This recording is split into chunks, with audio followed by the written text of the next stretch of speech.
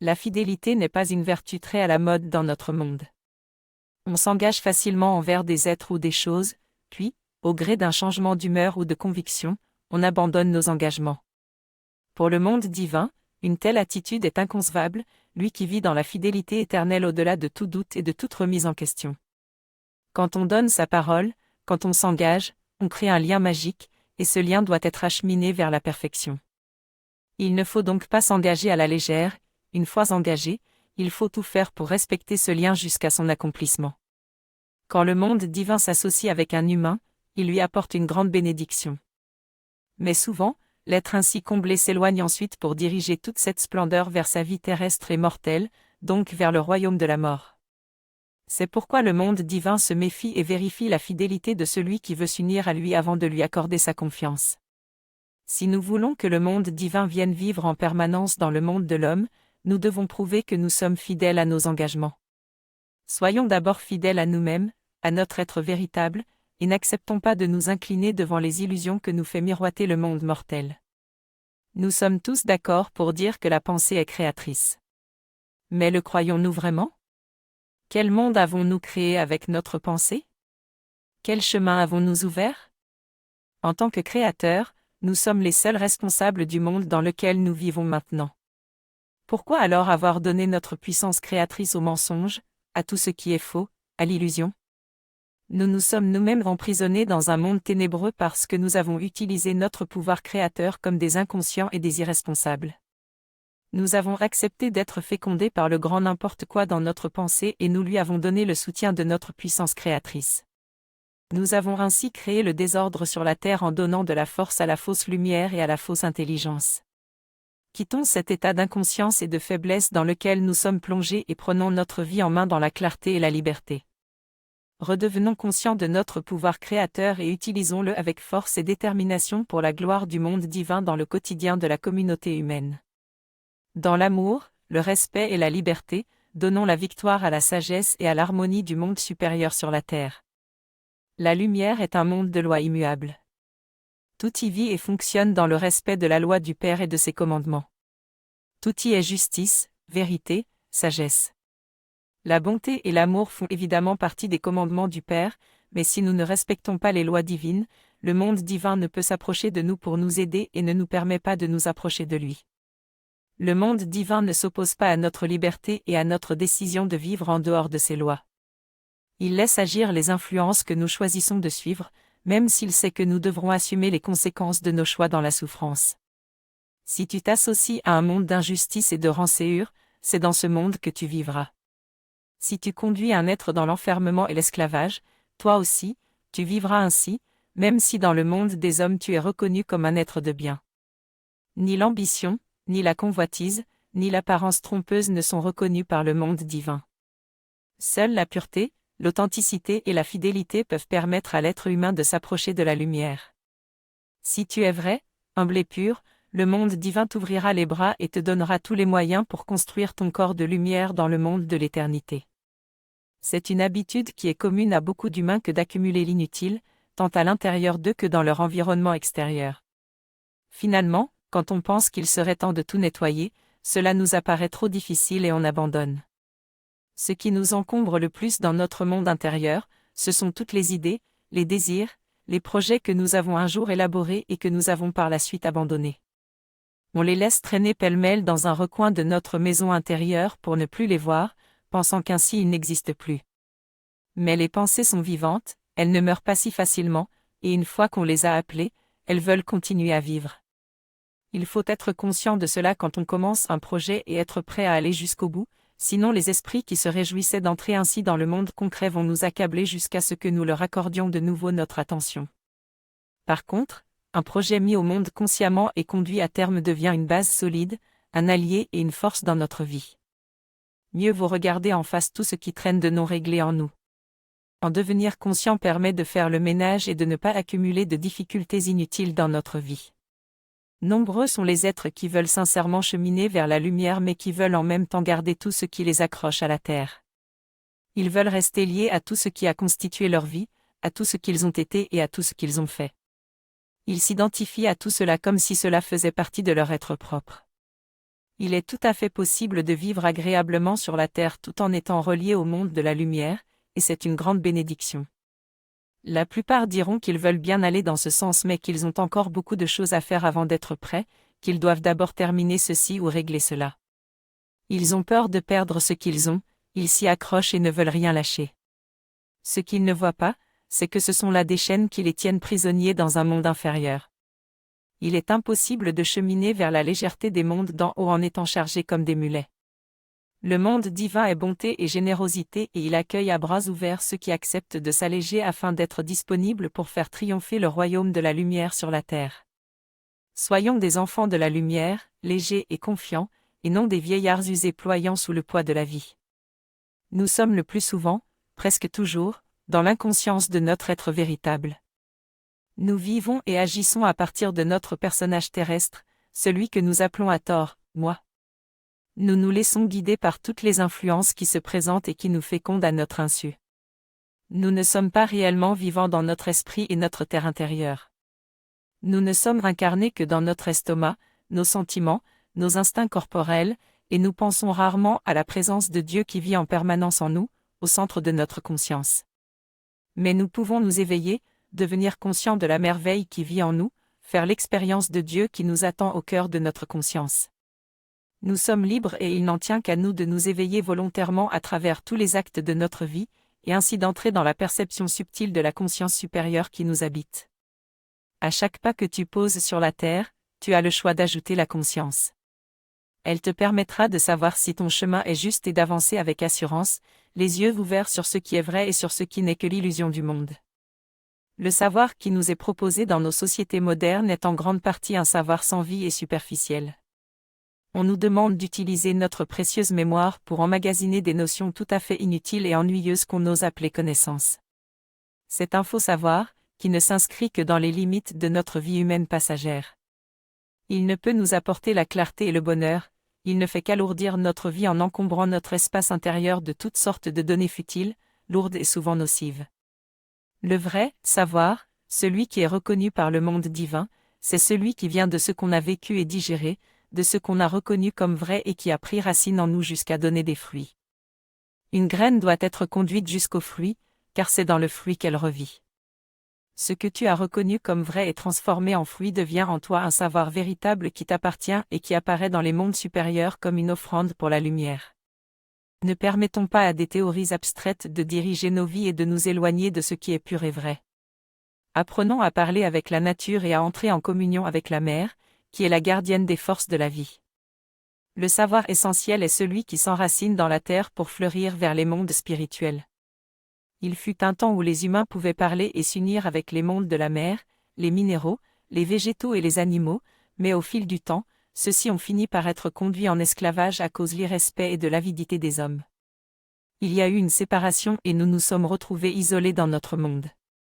Aujourd'hui, le monde divin veut rétablir le lien avec l'humanité à travers la nation essénienne. Les anges, qui sont le monde des vertus divines, ont accepté de se rapprocher de nous et de vivre avec nous, même si c'est dangereux et difficile pour eux.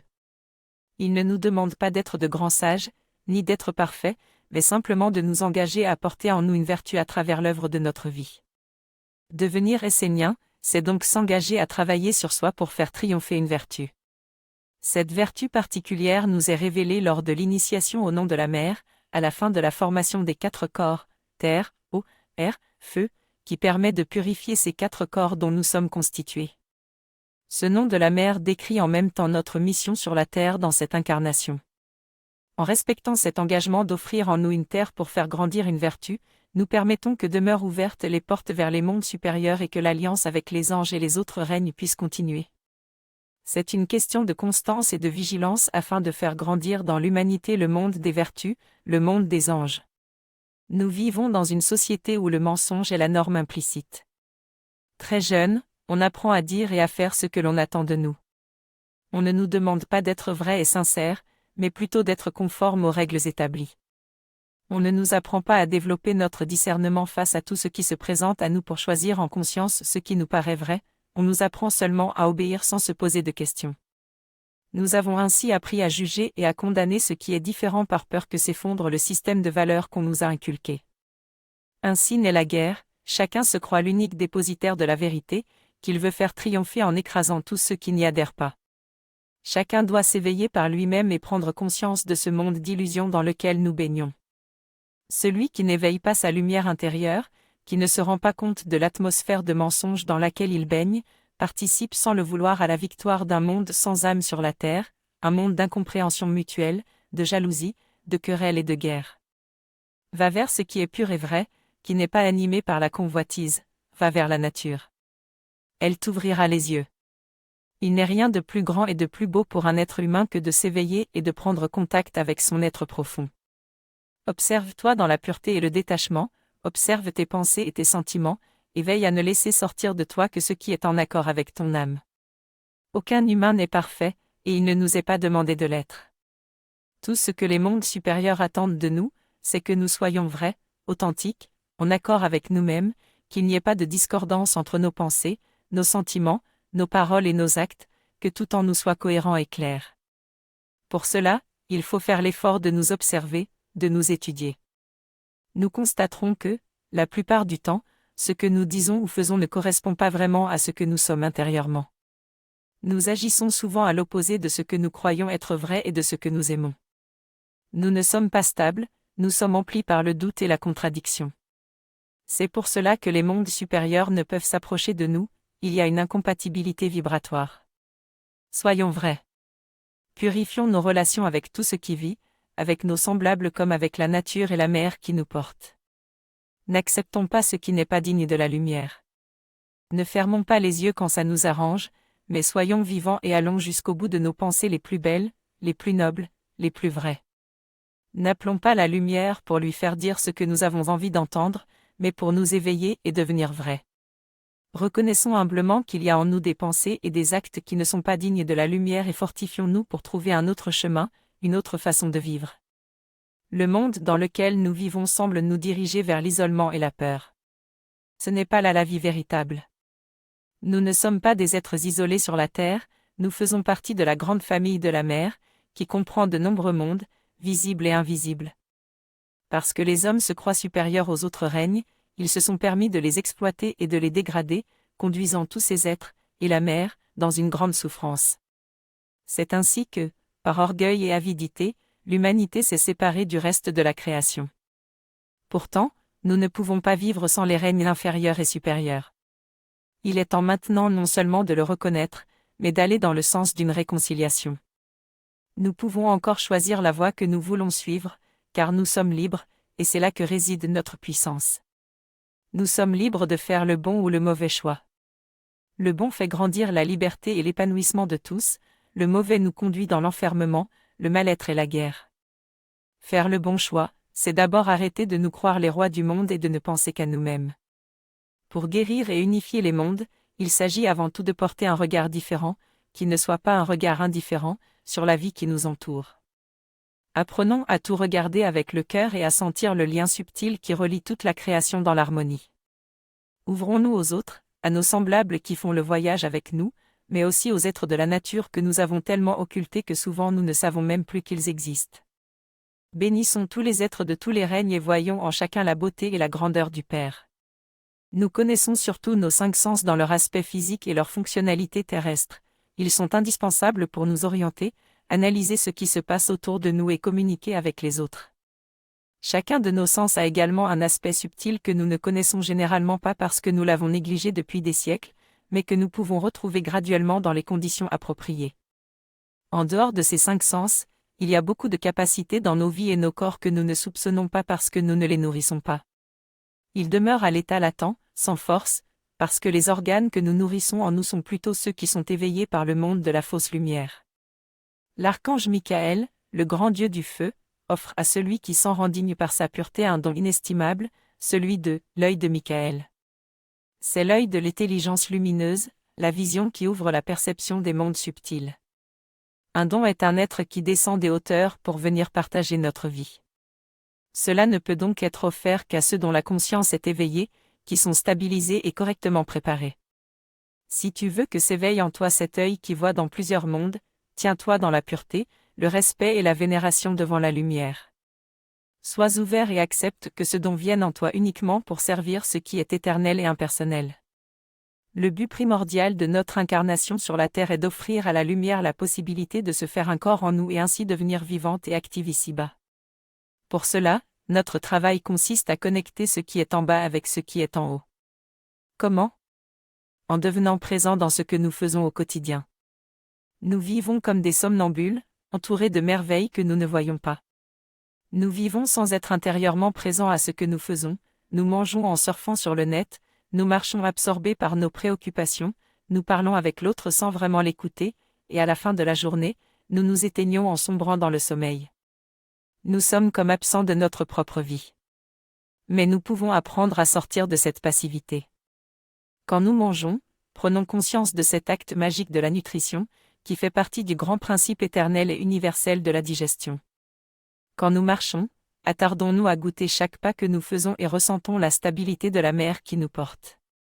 Quand nous parlons avec l'autre, accueillons-le avec un cœur aimant en écoutant vraiment ce qu'il veut nous dire.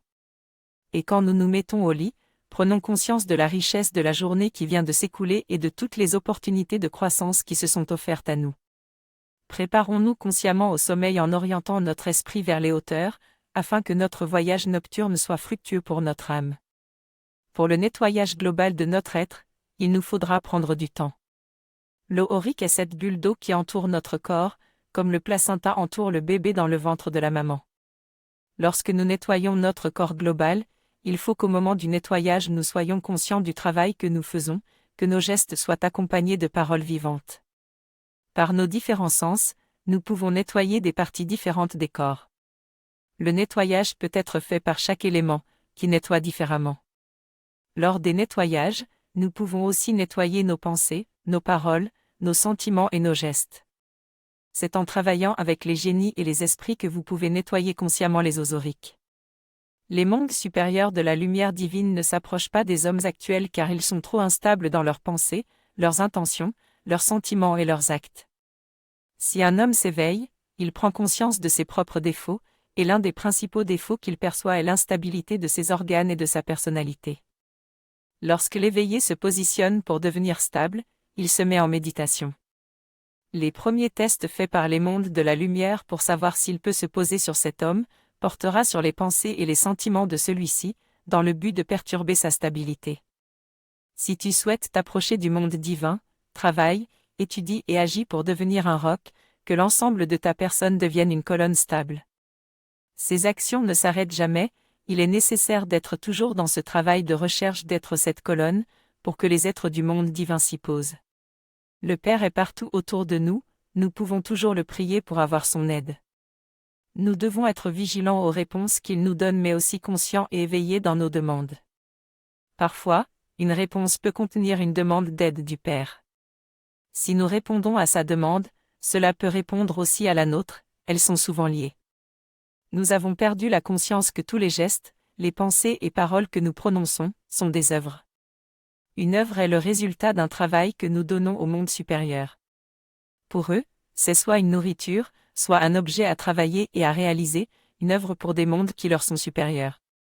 Pour comprendre cette observation, il faut que l'on regarde ce que nous donnent les mondes inférieurs, que sont les minéraux, les végétaux, les animaux. Ces êtres créent beaucoup de choses pour leur propre règne, mais aussi pour le règne au-dessus ou en dessous du leur. Ces œuvres-là, nous ne les voyons pas nécessairement car elles ne nous concernent pas. Ces êtres font beaucoup d'œuvres pour le règne humain. La principale difficulté des êtres humains, c'est que nous sommes le règne intermédiaire entre les mondes visibles et invisibles. Entre les mondes du Père et de la Mère. Nous devons être conscients que les œuvres que nous faisons seront quoi qu'il arrive utilisées par tous les mondes qui nous entourent. C'est pour cette raison principale qu'un travail permanent sur soi est nécessaire, afin que même inconsciemment, nos actions, nos réflexions, nos paroles soient une nourriture pour les règnes du Père et de la Mère. Au fil des ans, nous avons reçu une mauvaise éducation, nous éloignant de ce qu'est la formation de l'être humain véritable et sa fonction réelle. Nous nous sommes laissés détourner par des entités que nous avons nous-mêmes créées. L'une des réalités de l'homme véritable est de créer. Il reçoit des demandes des mondes supérieurs, et il a les capacités de les créer dans le réel comme dans l'invisible par des actes magiques qu'il ne soupçonne pas. Il a oublié que certains gestes peuvent avoir de grandes conséquences. la signature d'un document, l'écriture et la formulation de mots, les gestes impactants, des paroles, des mouvements, des chants, des dessins.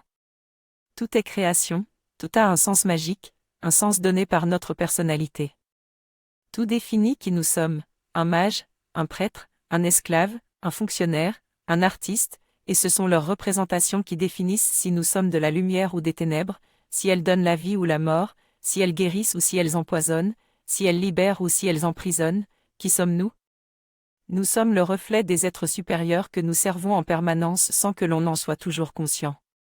Le savoir et la culture intellectuelle de l'homme viennent du travail d'études, de rites, faits en commun avec des mondes supérieurs, des esprits, des génies, des anges et des archanges.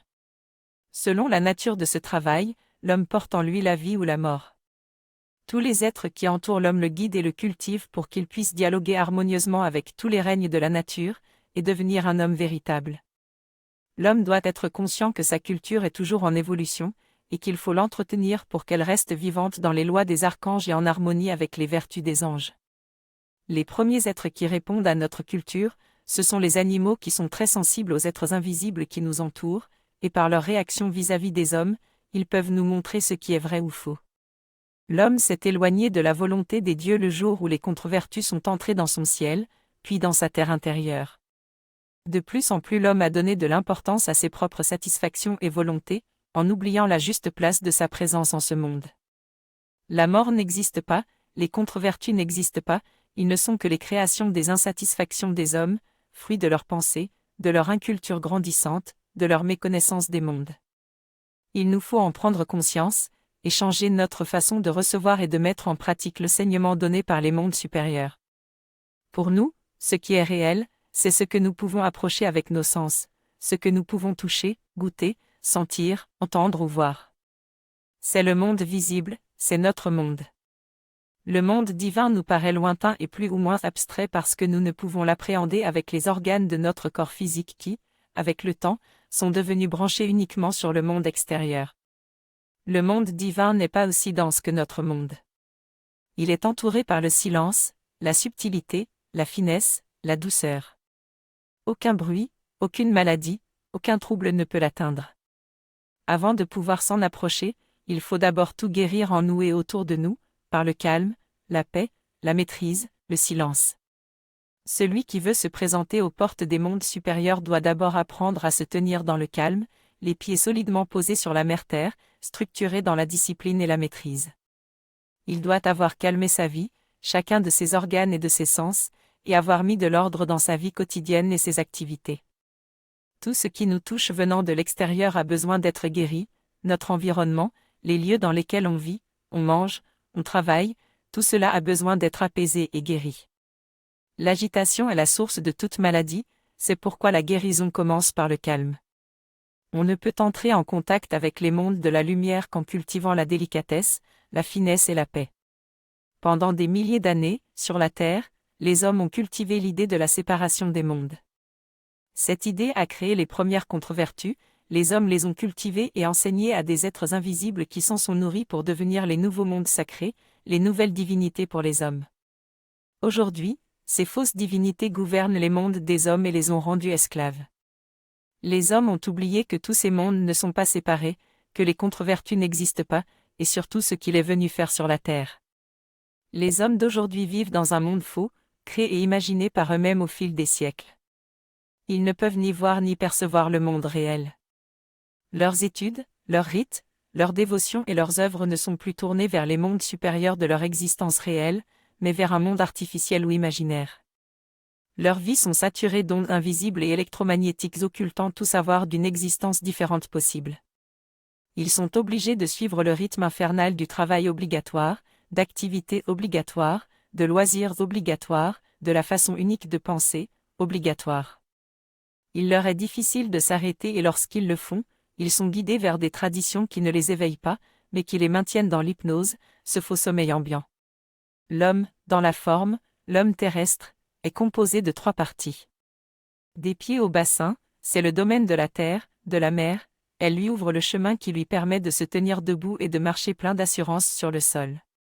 Cette stabilité est indispensable pour connaître les plus grands secrets de l'univers.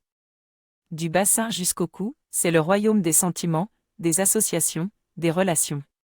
C'est un espace mouvant qui conclut sans cesse des échanges vivants avec d'autres espaces. Mais c'est dans la tête de l'homme que vit sa terre intérieure pure, qui doit être consacrée à la semence des archanges, la haute inspiration qui vient des sphères supérieures. C'est à partir de là que tout peut être connu et géré dans la grande harmonie des mondes. L'homme qui se tient ainsi dans sa terre intérieure, empli d'un monde divin plus grand que lui, peut par ses pieds posés sur la mer bénir la terre et l'humanité. Savoir où est sa place est la base de l'intelligence et de la grande sagesse qui a créé le monde. L'homme tel que nous le connaissons aujourd'hui, qui vit son humanité sans connaître sa place au sein de la création, sera un jour appelé l'homme du passé.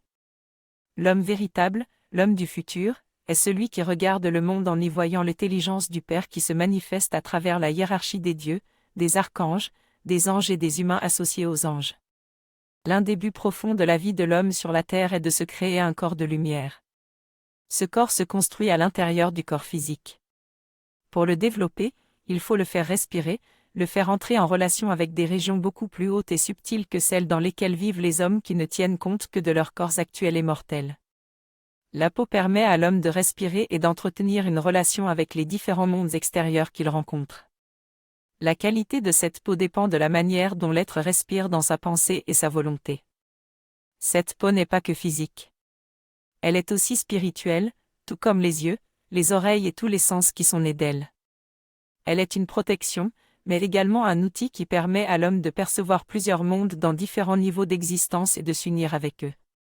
Soyons purs dans nos intentions et cultivons des pensées qui nous élèvent, qui affinent nos sens, qui éthérisent notre peau pour nous permettre de communiquer avec des mondes supérieurs tout en nourrissant ce qui est précieux au plus profond de nous. Cela nous rendra plus forts et audacieux devant des mondes qui veulent nous conduire vers ce qui est faux et mortel. Jésus a dit, « La vérité vous rendra libre ».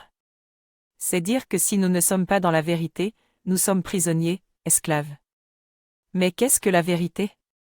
Est-ce quelque chose que l'on doit savoir, comme dans « Je connais la vérité » ou « Je te dis la vérité » ?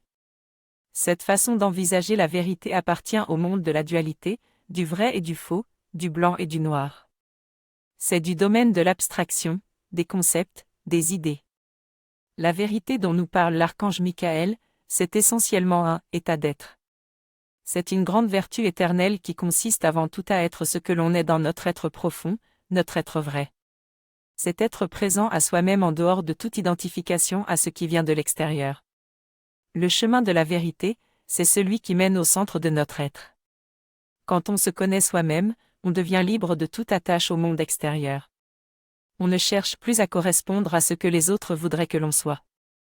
Si tu ne te connais pas, si tu ne sais pas qui tu es, si tu ne sais pas pourquoi tu vis et ce que tu veux faire de ta vie, tu es prisonnier du monde du mensonge et tu ne peux rencontrer des êtres vrais, car tu ne peux t'associer qu'avec ceux qui te ressemblent.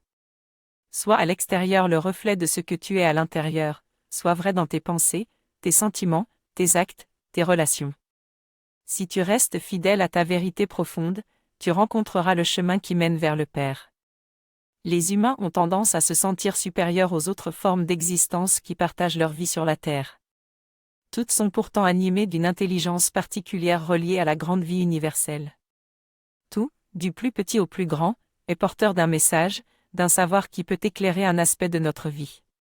Si l'on s'attarde à observer les abeilles ou les fourmis, elles peuvent nous montrer le chemin de la sagesse en nous transmettant le message du soutien mutuel. Ces petits êtres savent s'unir pour le bien commun, en entretenant ce qu'il y a de précieux pour eux et la communauté. Chacun est à sa place, dans le respect les uns des autres, pour former un organisme, une force commune. C'est dans l'union qu'ils s'accomplissent, et non dans la valorisation de l'individu isolé. Dans leur nature extérieure, les hommes sont à l'inverse, ils ont besoin d'avoir une identité propre, séparée de l'ensemble, sinon ils ont peur de ne plus exister.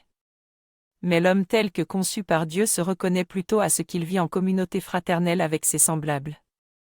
Sa vie n'est pas axée uniquement sur son bien-être personnel, elle est offrande et prospérité pour tous les êtres avec lesquels il s'associe. C'est toujours le commencement qui détermine l'avenir d'une chose ou d'une vie. Nous savons tous comment les premiers temps de la vie, y compris de la vie utérine, sont décisifs pour l'avenir. Il en est de même pour tout ce qui constitue un commencement, que ce soit un mariage, une entreprise, une association ou une œuvre. Pour réussir, il faut apprendre à commencer les choses avec intelligence, conscience et détermination. Avant même de commencer quelque chose, il faut prendre conscience de l'importance primordiale du départ, qu'on peut imaginer comme une semence qui contient déjà, caché en elle, tout ce qui se développera au fil du temps. Il est important de commencer avec une pensée claire, une vision juste et précise de l'objectif à atteindre. Il faut également être conscient des forces que l'on déclenche afin de pouvoir gérer efficacement toutes les étapes et de conduire l'énergie initiale jusqu'à l'accomplissement.